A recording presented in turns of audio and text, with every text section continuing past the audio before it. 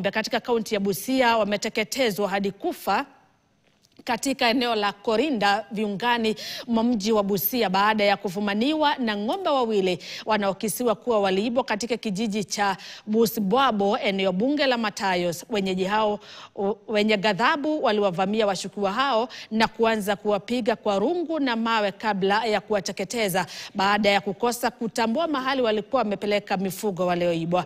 Mildred Masi na Philip Ouma wenye mifugo hao walisema walifahamishwa kuwa ng'ombe wao wamepatikana katika eneo la Korinda wakiwa na vijana wawili ambao mmoja wao ni jirani yao na wa pili akidaiwa kutoka eneo la Tangakona. Aidha, washukiwa hao wanadaiwa kuwa walikuwa wanatafuta soko la kuwauza mifugo hao kabla ya kupokezwa kichapo na wananchi hadi kuaga dunia. Polisi walipeleka miili hiyo katika makafani ya hospitali ya rufaa mjini Busia.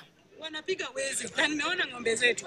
Ambia watu Busibwabo, chukua boda ukuje tuone kama nini, muone hawa watu. Wizi hapa mingi sana. Hata sio wizi ya mifugo, mpaka wizi ya pikipiki. Siku hizi hata pikipiki wanatunyang'anya mpaka saa 12. Ng'ombe wanafungua hata saa 10 saa 7 mchana.